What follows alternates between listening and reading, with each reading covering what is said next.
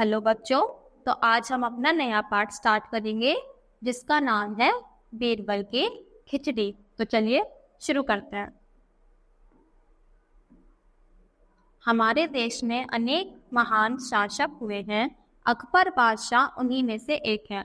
तो हमारे क्या थे, हमारे देश में बहुत ही महान महान लोग हैं। उनमें से एक कौन है? हमारे अकबर बादशाह। अकबर के दरबार में 9 प्रसिद्ध विद्वान थे। तो जो अकबर थे उनमें क्या रहते थे? 9 बहुत ही बड़े बड़े विद्वान रहते थे। उन्हीं में से एक थे बीरबल। तो उनमें से एक कौन थे? बीरबल। बीरबल अकबर के एक विद्वान और प्रिय मंत्री थे। तो अकबर के क्या थे? सबसे प्रिय कौन थे? और उनके अच्छे मित्र भी थे। वे अपनी चतुरता के लिए बहुत प्रसिद्ध थे। तो क्या थे? वो बहुत ज्यादा चालाक थे, चतुर थे, इसीलिए क्या थे? वो बहुत ज्यादा प्रसिद्ध थे। सब उनको क्या करते थे? उनको बहुत अच्छा, वो बुद्धिमान मानते थे।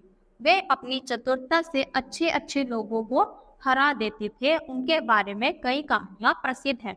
तो आपने भी सुना होगा बच्चों बीरबल के बारे में तो बहुत बार। तो वो क्या करते थे? अपने अच्छे अच्छे लोगों को क्या करते थे? अपनी बुद्धिमती से, अपनी चतुरता से क्या करते थे?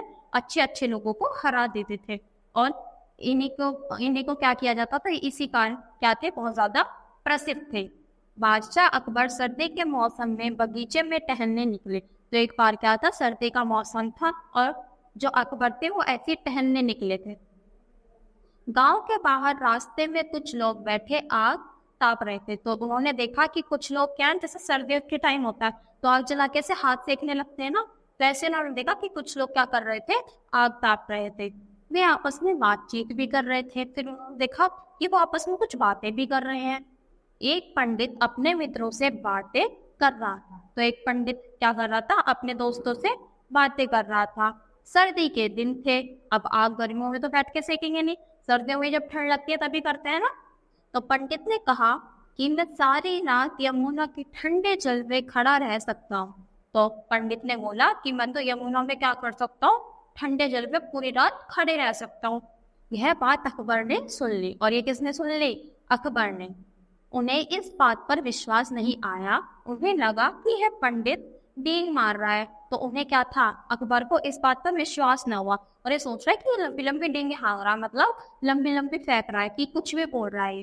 तो वे बोले, यदि तुम सारी रात यमुना के पानी में खड़े रहे तो मैं तुम्हें 100 मोहरे इनाम में दूंगा। तो अकबर ने बोला कि चलो, मुझे तुम्हारी बात पे बिल्कुल भी विश्वास नहीं हो रहा।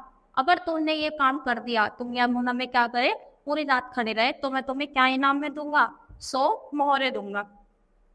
उस पंडित ने अकबर को तुरंत पहचान लिया। उसने क्या करा? पंडित ने क्या करा? अकबर को एकदम पहचान लिया।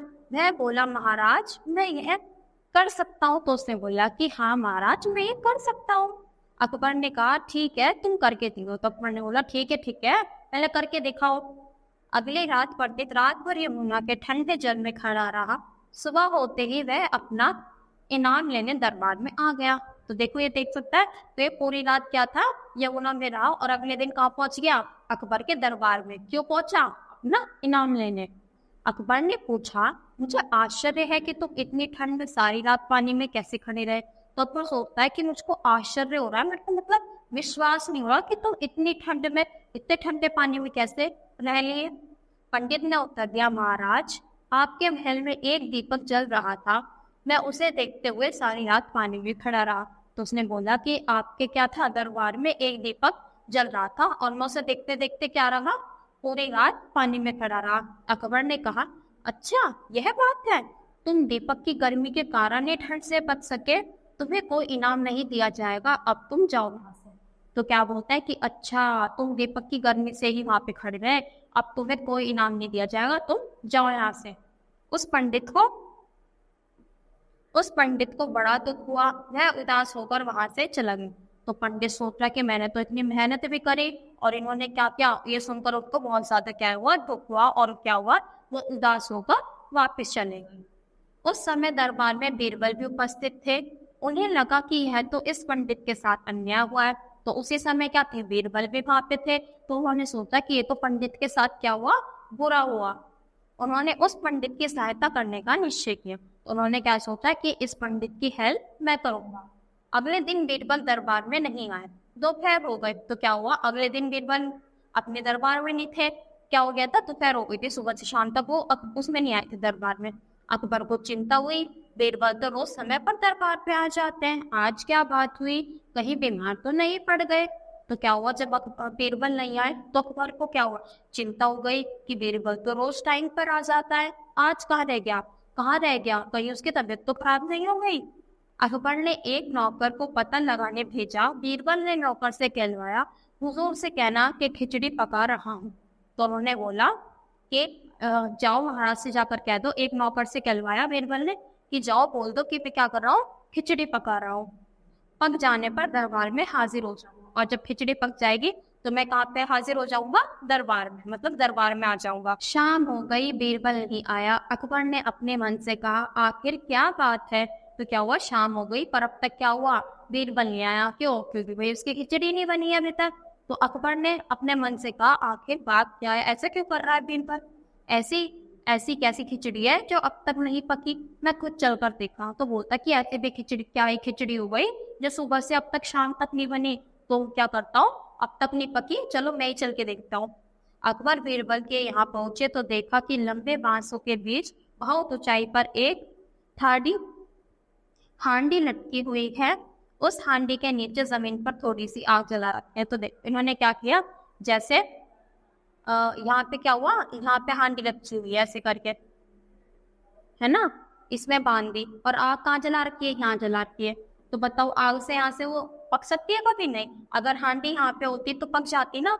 तो उन्होंने क्या करा, एक उसमें हांडी लटका दी और जमीन पर थोड़ी सी क्या कर दी, आग जला दी। बीरबल ने आगे बढ़कर अकबर का स्वागत किया। अकबर ने हैरानी से पूछा, बीरबल यह खिचड़ी कैसे पक सकती है, आग तो हांडी से काफी दूर है। तो क्या करते हैं, जब अकबर गए तो बीरबल ने उनका स्वागत किया और उन्होंने क्या पूछा, अकबर ने हैरानी से कहा कि बीरबल ये तो बहुत दूर रखी है उससे, तो ये कैसे पक सकती है।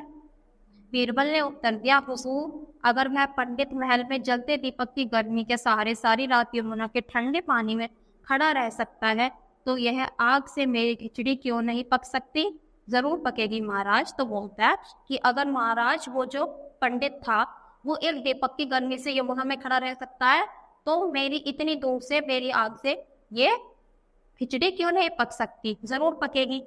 तो अकबर अपनी गलती समझ गए, बोले तुम बहुत चतुर हो बीरबल, तुमने बड़ी कुशलता से मुझे मेरी गलती का एहसास करा दिया। तो बोलता है कि तुम बहुत होशियार हो बीरबल, तुमने मुझे मेरी गलती का क्या कराया, एहसास दिलाया। देखो ऐसे लटका देती हांडी और वहां पे आग जला देती। अगले दिन अकबर ने उस पंडित को दरबार में बुलवाया और बड़े सम्मान से उसे 100 मोहरे की थैली भेंट की। तो क्या करा, अकबर ने उस पंडित को अपने दरबार में बुलवाया और उसको क्या किया, गिफ्ट दिया। और गिफ्ट में क्या बोला था उसने, 100 मोहरों की थैली क्या कर दी, भेंट दे दी, मतलब उसको दे दी। पंडित ने अकबर और बीरबल को धन्यवाद दिया और खुशी खुशी अपने घर चला गया। तो पंडित ने किन दोनों को, अकबर और बीरबल को क्या बोला, दोनों को थैंक यू बोला, धन्यवाद किया और खुश होकर अपने वापस घर चला गया। तो आई होप बच्चों आपको ये पाठ समझ आया हो और अच्छा भी लगा हो। तो आज के लिए इतना ही, थैंक यू।